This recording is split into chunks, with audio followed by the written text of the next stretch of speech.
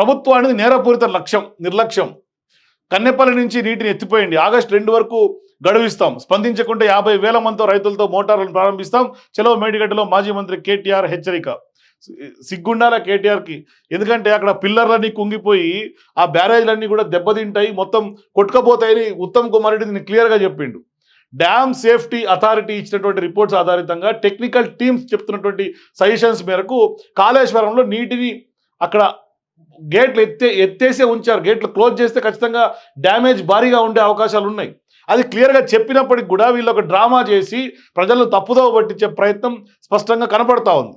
నిన్న వీళ్ళు ఏదో మొత్తం ఎమ్మెల్యేలు ఎమ్మెల్సీలు అందరూ పోయి పూజలు చేసి అక్కడ ఒక డ్రామా చేసి అందరిని చూపించి ఇదిగోండి నీళ్ళన్నీ వృధాగా పోతున్నాయి. మరి మీరు కట్టింది అట్లాంటి ప్రాజెక్టు, మరి గుదిబండ లాంటి ప్రాజెక్టు తెలంగాణ నెత్తిన పెట్టి ఇవాళ మీరు నీళ్ళని అక్కడ గేట్లు ఎత్తండి, పంప్ హౌస్లో పంపులు ఆన్ చేసి వేరే ఇక్కడి నుంచి మేడిగడ్డ నుంచి సుందిల్లా అన్నారంకి ఎత్తిపోయింది అంటారు. అక్కడ అన్ని పిల్లర్లు కుంగిపోయినాయి. ఎక్కడ అసలు ఆ ప్రాజెక్టే ఒక చెత్త ప్రాజెక్ట్ అని చెప్తా ఉన్నారు.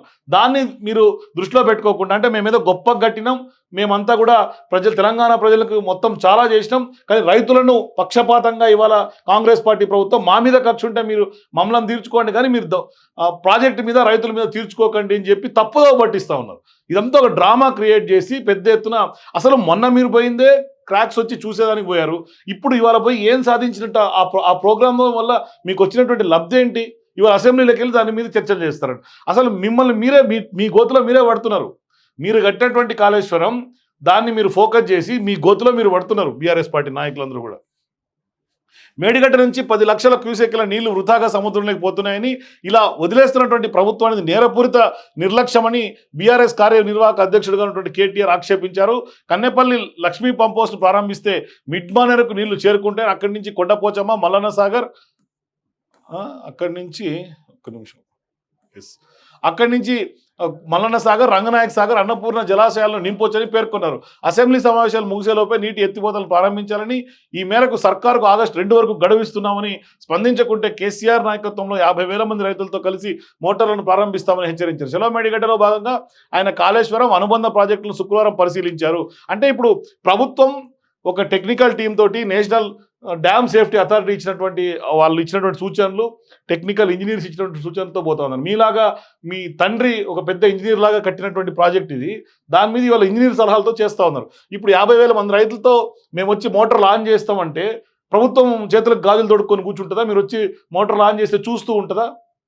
అక్కడ చేస్తే భద్రాచలం కొట్టుకపోతుంది అని క్లియర్గా నిన్న ఉత్తమ్ కుమార్ రెడ్డి స్పష్టంగా చెప్పాడు. మొత్తం పవర్ పాయింట్ ప్రజెంటేషన్ చేసిండు. ఎక్కడి నుంచి ఎక్కడికి ఎత్తిపోస్తున్నారు, ఎక్కడి నుంచి ఎక్కడ ప్రాబ్లం ఉంది, ఎత్తిపోస్తే ఏం ఎఫెక్ట్ అవుతుంది, ఎంత మేర ఎఫెక్ట్ ఉంటుంది అని కూడా క్లియర్గా చెప్పాడు. అది బుర్రకు ఎక్కించుకోకుండా ఎంతసేపు అసలు మీరు ఏ టెక్నికల్ టీమ్ తోటి ఇవాళ ఆన్ చేయొచ్చు అని చెప్తున్నారు చెప్పండి? పంపులు ఆన్ చేయొచ్చు అంటున్నారు కదా. ఇప్పుడు నేషనల్ డ్యామ్ సేఫ్టీ అథారిటీ ఇప్పుడు ఎవరి పాకెట్స్ ఆ సంస్థ కాదు, రేవంత్ రెడ్డి పాకెట్ సంస్థ కాదు, అది సెంట్రల్ గవర్నమెంట్కి సంబంధించినటువంటి ఎన్డీఎస్ఏ. ఆ ఎన్డీఎస్ఏ టెక్నికల్ టీం స్పష్టంగా చెప్పింది ఇట్లా చేయాలని వాళ్ళ సూచనల ప్రకారం చేస్తున్నారు. ఇట్లాంటి సందర్భాల్లో నువ్వు దాన్ని కాదని మీరు చేసినటువంటి రిపోర్ట్ ఏంది? మీ దగ్గర ఉన్నటువంటి టెక్నికల్ ఆస్పెక్ట్స్, మీరు చేసినటువంటి టెక్నికల్ పరంగా మీరు చేస్తున్నటువంటి మీ దగ్గర ఉన్నటువంటి ఎవరు ఇచ్చినటువంటి రిపోర్ట్ తోటి ఇవాళ మీరు ఆన్ చేయాలంటున్నారు? మీరు ఏమైనా చేయించినరా ఎవరితోటన్నా టెక్నికల్గా? మీరు అధికారంలో ఉన్నప్పుడు కట్టినప్పుడు ఎవరి సలహాలు తీసుకోలే, ఇవాళ ఎవరి సలహాలు తీసుకునే పరిస్థితి లేదు. కానీ మీరు మాత్రం ప్రజలను తప్పుదోవ పట్టించి అసలు కాళేశ్వరం గురించి ఎవరికి ఏం తెలియదు, మాకే మొత్తం తెలుసు, మేమే కట్టినాం, మేమే ఇప్పుడు ఆన్ చేసుకుంటామని చెప్పే పరిస్థితికి వచ్చింది. ప్రభుత్వాలు ఏం లేవు, తెలంగాణలో ప్రభుత్వం లేదు. మొత్తం మీరు ఇంకా ప్రభుత్వంలో ఉన్నట్టుగా మేము 50,000 మంది రైతులతో పోయి టార్గెట్ ఫిక్స్ చేసి 20 తారీఖు లోపు చేయకపోతే మేము ఆన్ చేసుకుంటాం. ఎక్కడికి పోతున్నారు చూడండి. రామగుండం ఎన్టీపీసీ అతిథిగృహంలో గురువారం రాత్రి బస్ చేసినటువంటి కేటీఆర్, బీఆర్ఎస్ ఎమ్మెల్యేలు ఎమ్మెల్సీ శుక్రవారం ఉదయం అల్పాహారం స్వీకరించక వాహనాల్లో గోదావరి గని మంచిర్యాల వంతెనపైకి చేరుకున్నారు. ఇందారంలో బోసిపోయినటువంటి గోదావరి నదిని పరిశీలించారు. అనంతరం చెన్నూరు మీదుగా కాళేశ్వరం ఆలయానికి చేరుకుని పూజలు చేశారు. తర్వాత గోదావరి, ప్రాణహిత, సరస్వతి నదులు కలిసే త్రివేణి సంగమం ప్రాంతానికి వెళ్లి పూజలు చేసి వరద వృద్ధిని పరిశీలించారు. అక్కడి నుంచి కన్నెపల్లి లక్ష్మీ పంప్ హౌస్ చేరుకుని 17 పంపులను పరిశీలించి వాటి పనితీరుపై ఆరా తీశారు. అనంతరం మేడిగడ్డ బ్యారేజీ సందర్శించారు. సో అసలు వాస్తవానికి కూడా వీళ్ళు వాటర్ వస్తుంది మీ పుణ్యమని కాదు, గోదావరికి మీ పుణ్యమని ఏం వాటర్ రావట్లే. గోదావరికి సంబంధించినటువంటి వ్యవహారంలో అది పైనుంచి వస్తున్నటువంటి వరదనే, దాన్ని మీరు చూపించి మేమేమో పెద్ద అద్భుతం చేసినామని చెప్తున్నారు. అంతకుముందు లక్ష్మీ పంప్ హౌస్ వద్ద కేటీఆర్ మాట్లాడుతూ ప్రభుత్వం విలువైనటువంటి వర్షపు నీటిని వదిలిపెట్టి రైతులపై కక్షాదింపు చర్యలకు దిగడం సబబు కాదు, కాళేశ్వరంపై కాంగ్రెస్ మాట్లాడినవన్నీ కూడా అబద్ధాలని ఈ నీళ్లే సాక్ష్యం చెబుతున్నాయి. ఆ నీళ్ళు ఏం సాక్ష్యం చెప్తున్నాయి?